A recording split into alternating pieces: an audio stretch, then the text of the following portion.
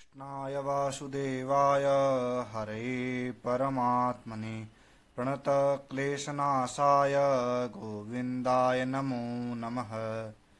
हे कृष्ण करुणा सिन्धु दीनबन्धु जगत्पते गोपेश गोपिकान्त राधाकान्त नमोऽस्तुते। राधाकान्त नमोऽस्तुते। ढोल मृदंग पखावज बाजे जयपुर में गोविंद विराजे। जयपुर जो अपने आध्यात्मिक स्थानों और वास्तुकला के लिए प्रसिद्ध है, भव्य गोविंद देव जी मंदिर बादल महल और चंद्र महल के बीच सिटी पैलेस परिसर में स्थित है। वर्ष 1735 में महाराजा सवाई प्रताप सिंह द्वितीय द्वारा निर्मित इस मंदिर के मुख्य देवता भगवान श्री कृष्ण के रूप में से एक गोविंद देव जी हैं, जो आमेर के कछवा राजवंश के भी मुख्य देवता हैं। आशीर्वाद पाने के लिए हर दिन बड़ी संख्या में भक्त मंदिर में आते हैं। मंदिर में 7 बार पूजा आरती की जाती है। एक शानदार बनावट है जो मंदिर को एक अलग रूप देती है और जो इसकी मंदिर की सुंदरता को और बढ़ाता है। जयपुर में गोविंद देव जी मंदिर वृंदावन ठाकुर के 7 मंदिरों में से एक है। 6 अन्य श्री राधा वल्लभ जी वृंदावन में, श्री बांके बिहारी जी वृंदावन में, श्री मदन मोहन जी करौली में, श्री गोपीनाथ जी जयपुर में, श्री जुगल किशोर जी पन्ना मध्य प्रदेश में, राधा रमन जी वृंदावन में हैं।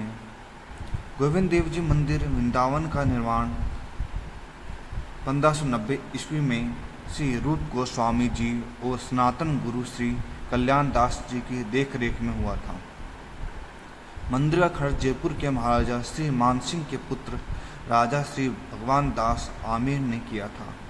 जब मुस्लिम सम्राट औरंगजेब ने इसे नष्ट करने की कोशिश की थी, तब गोविंद देव जी को वृंदावन से जयपुर लाया गया था। ऐसी मान्यता है कि भगवान श्री कृष्ण का साक्षात विग्रह गोविंद देव जी। पौराणिक इतिहास और कथाओं की माने तो यह कहा जाता है कि भगवान श्री कृष्ण गोविंद देव जी का विग्रह को हूबहू भगवान श्री कृष्ण का सुंदर नयनाभिराम मुखमंडल व नयनों से मिलता है। इतिहासकारों और धार्मिक मान्यताओं के अनुसार अर्जुन के पुत्र महाराजा परीक्षित ने भगवान श्री कृष्ण के परपौत्र वज्रनाभ जी को मथुरा मंडल का राजा बनाया था। वज्रनाभ जी अपने पितामह श्री कृष्ण के प्रति खासी श्रद्धा रखते थे।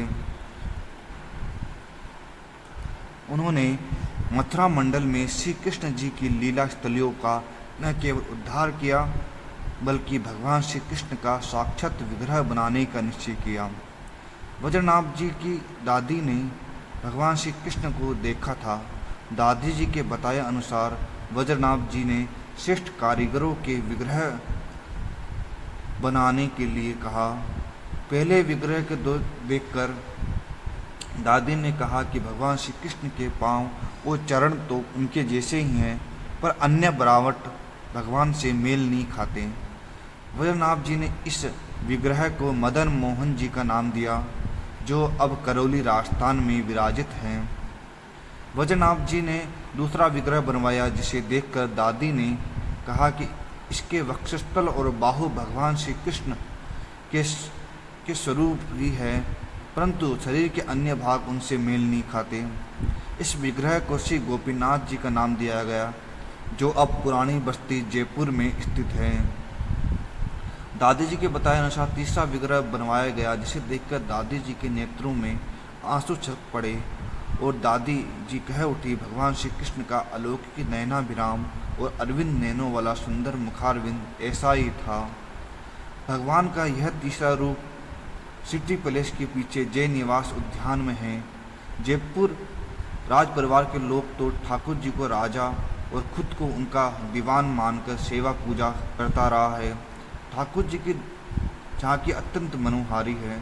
जयपुर घूमने आए हर पर्यटक ठाकुर जी का दर्शन जरूर करते हैं। ऐसा ही कुछ आकर्षण श्री गोपीनाथ जी और श्री मदन मोहन जी के विग्रह का भी है, जो भक्तों को अपने साथ बांधे रखता है। कहा जाता है कि इन तीनों विग्रहों के दर्शन एक दिन में करने से काफ़ी शुभ माना जाता है। जिस प्रकार भगवान श्री कृष्ण के तीनों विग्रहों के निर्माण का इतिहास रोचक है, वैसे ही ठाकुर जी के विग्रह को आतिताई शासकों से सुरक्षित बचाए रखने और उन्हें पुनः पूर्ण विराजित करने का इतिहास भी उतना ही रोचक है। ठाकुर जी की तीन विग्रह करीब 5,000 साल पुराना है।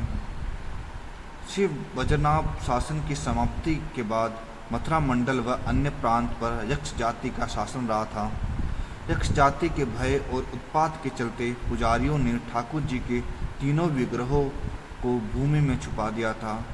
गुप्त शासक नृपति परम जो वैष्णव अनुयायी थे, उन्होंने भूमि में छिपाए तीनों विग्रहों को खोजा और पुनः भव्य मंदिर बनवाकर विराजित करवाया। 10वीं शताब्दी में मुस्लिम शासक महमूद गजनवी के आक्रमण बढ़े तो पुनः ठाकुर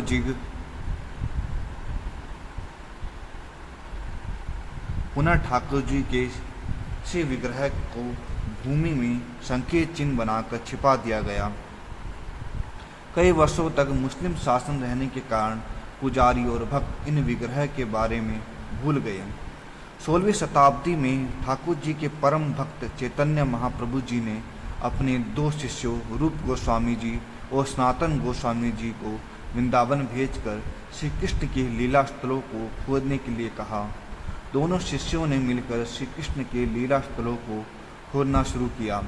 इस दौरान ठाकुर से ने रूप गोस्वामी जी को अपने दर्शन दिया और उन्होंने वृंदावन के गोमा टीले पर उनके श्री विग्रहों को खोदने के लिए कहा गया।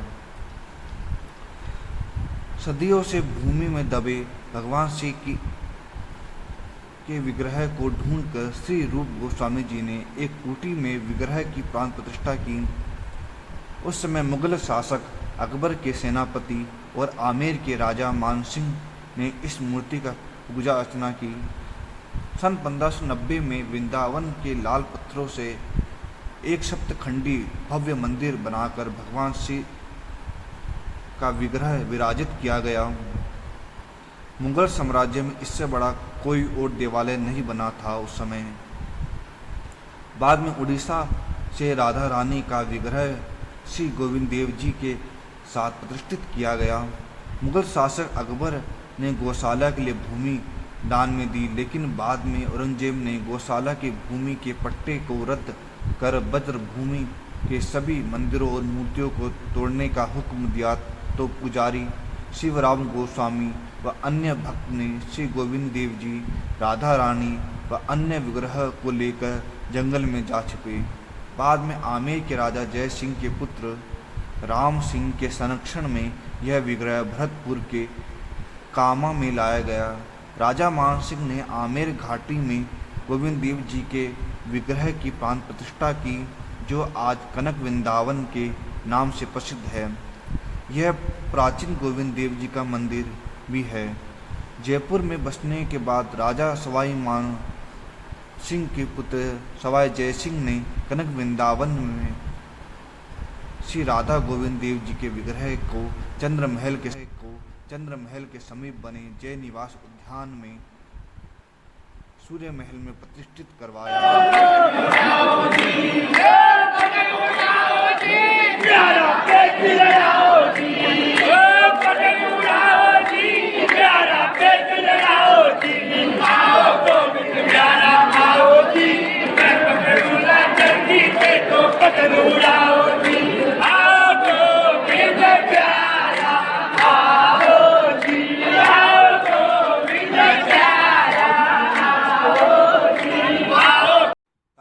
कांचन गौरांगी राधा वृंदावनेश्वरी वृषभानुसुते देवी प्रणमामि हरिप्रिये वंदे राधां विशालाक्षी चंद्रकोटि समप्रभां श्रीकृष्ण सहितां देवी नित्यकुंज विहारिणीं।